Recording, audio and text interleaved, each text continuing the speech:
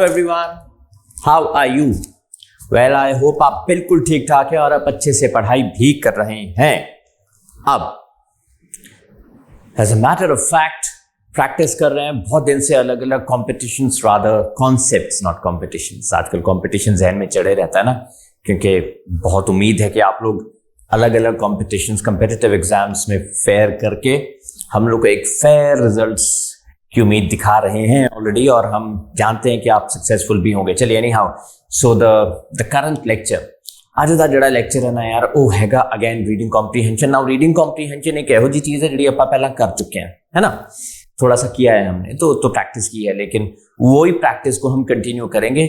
Passages नए हैं क्योंकि प्रैक्टिस तो जितनी भी करो उतनी कम है। Let's begin. Right, nearly a century ago, करीब 100 साल पहले बायोलॉजिस्ट्स ने क्या ढूंढा था, उनको क्या लगा था कि कोई अगर उन्होंने सेपरेट किया ना एक इनवर्टिब्रेट एनिमल एम्ब्रियो को, थोड़ा साइंटिफिक है, ध्यान दीजिए प्लीज, है ना, 2 पार्ट्स में अगर उसको डिवाइड कर दिया, एक early stage of its life, है ना, सो वो सर्वाइव कर जाएगा और डेवलप कर जाएगा एज 2 नेचुरल एम्ब्रियोज अलग अलग। ठीक है, चले, इससे क्या हुआ, इससे उनको विश्वास हुआ दैट जो cells in the early embryo होते हैं, है ना, लाइफ जहां से निकलती है, right, are undetermined in the sense, undetermined है क्यों, that each cell has the potential to develop in a variety of different ways। तो हर सेल में एबिलिटी है अलग अलग तरीके से डेवलप होने की। लेटर, कुछ वक्त बाद उन्हें क्या लगा, the situation was not so simple, इतना सिंपल नहीं था सब कुछ। ये भी मैटर करता है in which plane the embryo is cut, किस तरीके से, कैसे एम्ब्रियो को काटा गया है, वो भी मैटर करेगा। If it is cut in a plane different from the one used by the early investigators, it will not form 2 whole embryos। अगर उसको काटा गया है in a plane different from the one used by the early, जिन्होंने पहले investigation किया है इसका, अगर उससे डिफरेंट प्लेन में काटा गया ना, तो 2 कंप्लीट एम्ब्रियोज में वो डेवलप नहीं होगा। एक डिबेट शुरू हो गई over what exactly was happening, हो क्या रहा था, विच एम्ब्रियो सेल्स आर डिटर्मिन्ड, कौन से डिटर्मिनेबल हैं, just when they do become irreversibly committed. Irreversibly, reverse करना, उल्टा हो जाना, तो जो इनको उल्टा नहीं कर सकते, committed to their fates, and what are the morphogenetic determinants that tell a cell what to become। अब मैं ये चीज समझ रहा हूं कि ये यहां पे ना टर्मिनोलॉजी जार्गन्स बहुत यूज किए हैं, embryo, then morphogenetic, right, determinants, लेकिन बात ये है कि हमें तो आपको हर चीज पे तैयार करना है ना। अल्टीमेटली होना क्या है, आपको कोई भी पैसे जा सकता है, हमें आपको उसके लिए तैयार करना है, समझ रहे हैं ना बात। प्लीज इन लैंग्वेज, इस लैंग्वेज पर, इन ये टर्मिनोलॉजी पर ध्यान दीजिए। तो इनके मीनिंग्स मैं आपको बता देता हूं। ये वो बायोलॉजिकल प्रोसेस होता है जिससे डेवलपमेंट होती है, एक एम्ब्रियो खुद को डेवलप करता है, और एम्ब्रियो का क्या होता है, वो अनडेवलप्ड ऑफस्प्रिंग है ना। ठीक है, मैंने कहा था ना यहां से लाइफ शुरू होती है। चलिए, so let's begin, let's continue rather. But the debate could not be resolved, खत्म नहीं हुई डिबेट, क्योंकि no one was able to ask the crucial questions, कोई वो crucial questions पूछ नहीं सका in a form in which they could be pursued productively।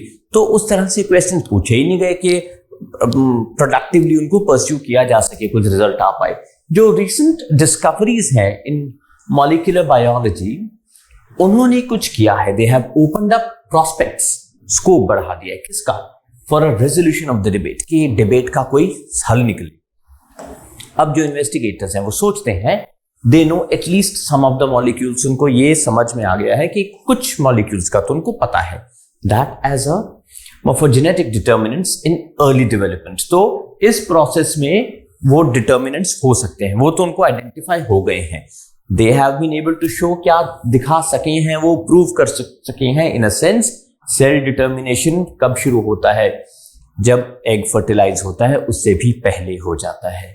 Studying C urchins, biologist Paul gross ने क्या ढूंढा कि एक अनफर्टिलाइज्ड एग क्या कंटेन करता है, substances that function as morphogenetic determinants. अब ये अर्चिन क्या होता है, यंग बच्चों को बोलते हैं, चलिए जो अच्छे से ड्रेस्ड अप भी ना हो। So they are located in the cytoplasm of the egg cell.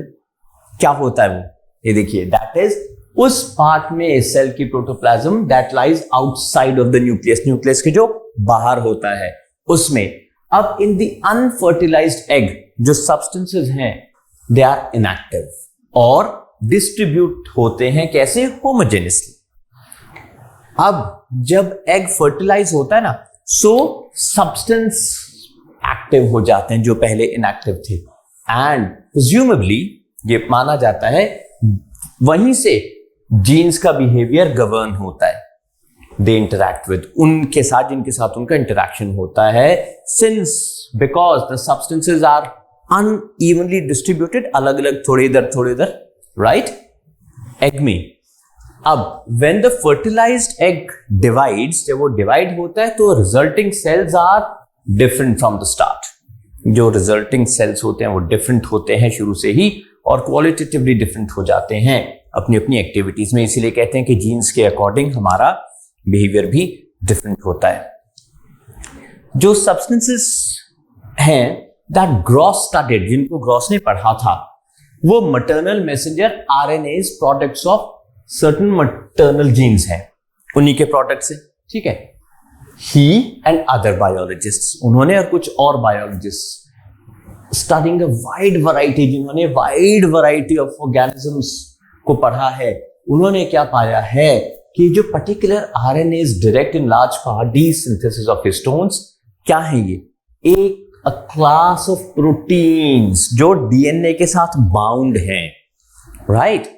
एक बार सिंथेसाइज हो जाए तो जो हिस्टोन्स हैं वो they move into the cell nucleus, वो सेल के न्यूक्लियस में चले जाते हैं, जहां पर सेक्शंस ऑफ डीएनए के सेक्शंस रैप कर देते हैं उनके around, they wrap to form a structure that resembles beads. Beads जैसे जो मोती नहीं होते छोटे छोटे से, उनके स्ट्रक्चर में उनको रैप कर देते हैं, कवर कर देते हैं, और knots on a string. The beads are DNA segments wrapped around the histones, ठीक है। स्ट्रिंग की तरह जो रस्सी सी होती है is the intervening DNA, string वो इंटरवीनिंग डीएनए होता है, and it is the structure of these beaded DNA strings that guide the fate. वही चीज सेल्स के फेट को डिटरमिन करता है। अब हो सकता है किसी को ये सारा पैसेज में कुछ टर्म्स ना समझ आई हो, आइडिया सा मिल गया किस बारे में है, सेल्स कैसे डेवलप होते हैं ना, एम्ब्रियो से शुरू हुए थे हम, फिर कुछ कॉम्प्लिकेटेड प्रोसेस आया। मान लो यार पेपर में यही पैसेज आ गया, आपको समझ नहीं आया, थोड़ा थोड़ा आ गया, इतना सेंट्रल आइडिया मिल गया इतनी टर्मिनोलॉजी से, चलो इससे भी हम पैसेज सॉल्व कर सकते हैं। कैसे? पहला क्वेश्चन है, it can be inferred from the passage that the morphogenetic determinants present in the early embryo are, वो बायोलॉजिकल प्रोसेस की बात कर रहे हैं ना, वो वाले डिटर्मिनेंट्स अर्ली एम्ब्रियो में क्या होते हैं, लोकेटेड इन द न्यूक्लियस। वो तो न्यूक्लियस में तो कुछ और था, बहुत बाद में आई है न्यूक्लियस की बात, है ना। ये देखो जहां पे न्यूक्लियस, यहां पे न्यूक्लियस पहली बार इंट्रोड्यूस हुआ है और ये तो बहुत बाद में आया है। Evenly distributed unless, not at all. Inactive, आप ये सारे ऑप्शंस को देखने की जरूरत नहीं, आप ई को देखें। Present in larger quantities than is necessary for the development of a single individual, क्योंकि बायोलॉजिकल प्रोसेस की पूरे पैसेज में बात हुई है कि वो ग्रेजुअली कैसे बढ़ता है, और ये भी कहा है कि प्रेजेंट होता है larger quantities than is necessary for the development of a single individual, तभी तो इंडिविजुअल ग्रो कर पाता है उससे। एंड तक है ना यार, देखो, and it is the structure of these bedded strings that guide the fate of the cells in which they are located, right? चलिए next one, main topic बहुत ही easy है, cell determination as an issue in the study of embryonic development। ये तो कोई problematic question है ही नहीं, है ना, यही topic है। According to the passage, जब biologists ने माना कि cells in the early embryo undetermined थे, they made which of the following mistakes? कौन सी गलती की उन्होंने ये अज्यूम किया that different ways of separating an embryo into two parts, शुरू में था ना कि two parts में डिवाइड हो जाते हैं, would be equivalent as far as the fate। लेकिन fate किससे डिटरमिन होता है? अगर आपने लास्ट लाइन अच्छे से पढ़ी है तो ये वाला यहां से पढ़ लेंगे आप तो आपको आंसर भी मिल जाएगा। यही गलती पहले उन्होंने कर दी थी जो हम नहीं करेंगे, क्योंकि हम तो एक पैसेज ही सॉल्व कर रहे हैं। It can be inferred from the passage that the initial production of the histones after an egg is fertilised takes place. ये डायरेक्टली मेंशन्ड ही है एक तरह से। ये हिस्टन्स, ये देखिए क्लियरली मेंशन्ड है। तो अगर आपको समझ नहीं भी आया, साइंस बहुत ज्यादा है ना, साइंटिफिक टर्मिनोलॉजी बहुत ज्यादा है, तो भी आप कर सकते हैं। It can B inferred from the passage that which of the following is dependent on the fertilization। ये भी डायरेक्टली दिया था। synthesis of proteins called histones। जहां हिस्टन्स की पहले बात हुई है वहीं पर ये मैं आपको लेके भी चलता हूं वहां पे। हिस्टन्स, ये देखिए synthesis of histones, a class of proteins, clearly दिया है।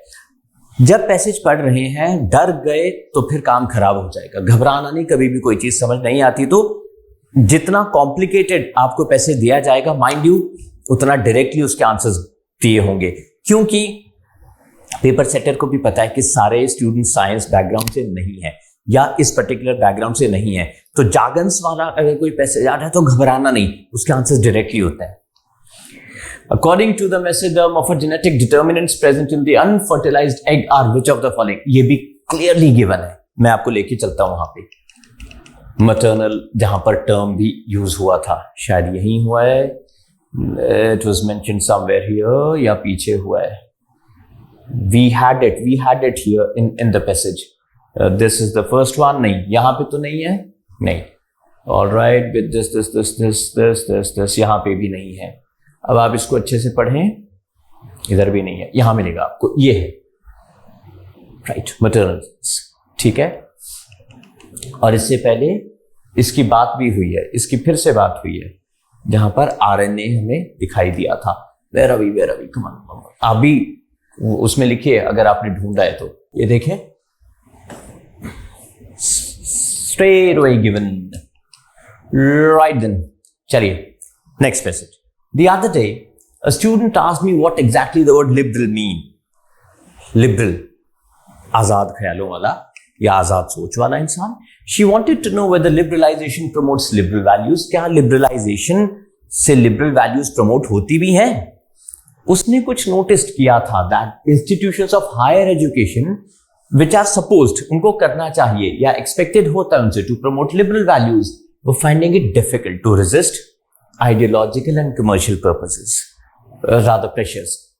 जिन इंस्टीट्यूशंस को लिबरल वैल्यूज को प्रमोट करना चाहिए उनके ऊपर प्रेशर है, commercial pressure, ideological pressure.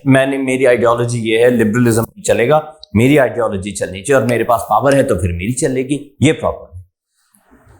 which are supposed to promote liberal values were finding it difficult to resist this triggered by the process of economic liberalization। Economic liberalisation जो है ना उसी से ट्रिगर्ड है वो। इसलिए so was economic liberalism different from political liberalism? क्या ये अलग हैं दोनों चीजें? देखते हैं। And what do people mean when they refer to neoliberal policies? The questions she was asking could hardly be addressed without invoking the political economy. Political economy की बात किए बिना इनके आंसर्स देना मुश्किल था। That has emerged over the last few decades जो काफी स्ट्रांग हो गया है। जब लिबरलाइजेशन ऑफ द इकोनॉमी शुरू हुआ था, हमारी जब इकोनॉमी लिबरल हुई थी, to receive common consent in the mid 1980s, few people thought of examining what it would mean for education।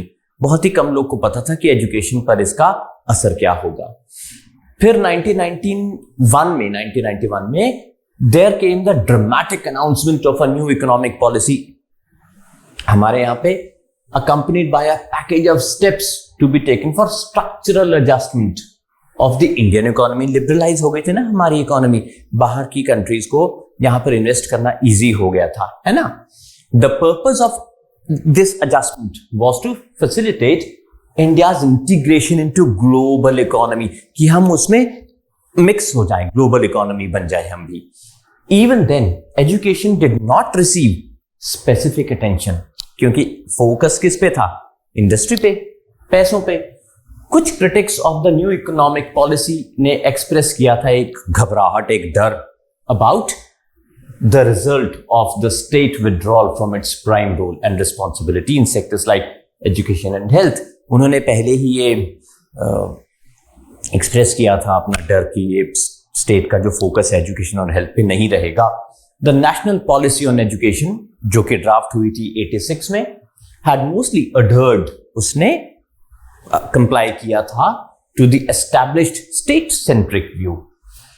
अब एक major review in the early 1990s vaguely, directly नहीं, वेगली resonated गूंजना the new discourse of liberalization, लेकिन it offered little evidence of change, तो change तो नजर आ नहीं रहा था।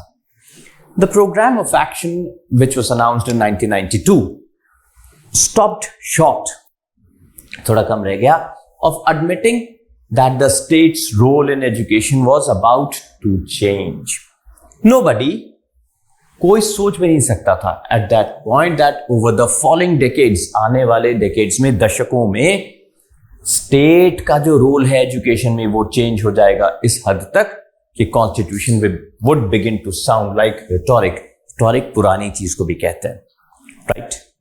या फिर सिर्फ वो चीज जो बोलने में है, दैट्स इट। सो इतना कुछ हो गया, बात सारी इकोनॉमी पर आ गई, इंडस्ट्री पर आ गई, ग्लोबल इकोनॉमी बन गए। जो स्टेट का फोकस था हेल्थ से और एजुकेशन से हट गया और उसका रोल एजुकेशन में नजर आने लगा, और जो कॉन्स्टिट्यूशनल वैल्यूज है ना वो पुरानी लगने लगी, हिस्ट्री लगने लगी। इन ऑर्डर टू एग्जामिन कि हुआ क्या था, हमें एक डिस्टिंक्शन करना चाहिए between school and higher education, दोनों में फर्क क्या है। जब prime minister PV Narasimha Rao, बड़ी पुरानी बात है, spoke about liberalisation as the central theme of the new economic policy, उन्होंने रेफर किया था to the structural adjustment programme, जिसकी पहले बात होगी 86 वाले की। अंडर दिस प्रोग्राम जो वर्ल्ड बैंक है ना, उसने ऑफर किया था एक safety net for primary education, ठीक है। It meant additional resources and policy guidance to enable the system so that it could expand its capacity for enrolling children, यानी फोकस बच्चों के एजुकेशन पे। ये कहा गया, पीवी नरसिम्हा राव की स्पीच है उसमें उन्होंने मेंशन भी किया, रेफर किया। अब जो डिस्ट्रिक्ट प्राइमरी एजुकेशन प्रोग्राम था ना, जो कि सर्व शिक्षा अभियान में चेंज कर दिया गया था later on, it symbolise the safety net approach जो वर्ल्ड बैंक ने शुरू भी कर दिया था। It was designed to cushion the harsh effects that structural adjustment under liberalisation was expected to cause in welfare sectors like children's education and health, ठीक है। उसको कवर करने के लिए this and SSA efficiently served their roles, creating an ethos in which बच्चों की education seems to have become a major priority। तो जब अनाउंस होने में तो ये भी हो गया, तो एजुकेशन पर भी फोकस आ गया स्टेट का। सक्सेस ऑफ दीज प्रोग्राम्स ने एम्बोल्डन किया सरकारों को to push the right to education law through parliament, right. So ये भी, इस पे भी फोकस आ गया। ज्यादातर या काफी सारी स्टेट्स की गवर्नमेंट्स ने रजिस्टर किया देयर एंग्जाइटी, एक चिंता, over their capacity to fund the implementation. उन्होंने कहा कि ठीक है, राइट RTE ठीक है, राइट टू एजुकेशन, पर हमारे पास फंड्स कम है ना। सो जो SSA के अंडर था। So in higher education, new economic policy designed on the principles of liberalisation offered no safety net. Higher education में कोई सेफ्टी नेट नहीं था। फ्रॉम द बिगिनिंग assumption ये था, higher education ought to generate its resources। तभी कहा जाता है हायर एजुकेशन सस्ती नहीं होनी चाहिए, एटलीस्ट फ्री तो बिल्कुल नहीं होनी चाहिए। And accompanying idea was that, क्या था, higher education should respond to market demands। Market को जो चाहिए, अब अगर मार्केट में इंजीनियर्स की जरूरत है तो हायर एजुकेशन इंजीनियर्स को प्रोड्यूस करे, चर्न आउट करे, राइट। तो मैं आपको वो पढ़ाऊं जिससे आपकी नौकरी लगे, जो हम अभी भी कर रहे हैं एजुकेशन में। ये तो चीज है ही है ना, क्योंकि आप भी तो पढ़ाई जॉब के लिए कर रहे हो, चलिए यहां पर in terms of knowledge and skills, वही स्किल्स आप में इनकलकेट करें हम। ओवर द लास्ट 3 डेकेड्स ये जो 2 गाइडिंग आइडियाज है ना, they have dented the established system of higher education in all parts of the country. ये जो 2 आइडियाज आपने यहां पढ़े हैं, ठीक है, both central and state universities have been starved of financial resources. उनके फाइनेंशियल रिसोर्सेज ही खत्म हो गए हैं। Cutting down on permanent staff, तो परमानेंट स्टाफ तो वो रख ही नहीं रहे हैं। Both teaching and non teaching has emerged as the best strategy. अब उन्होंने यही किया है कि उनके पास फंड्स तो है नहीं यूनिवर्सिटीज के पास, तो उन्होंने क्या किया, स्टाफ कम कर दिया, टीचिंग नॉन टीचिंग दोनों।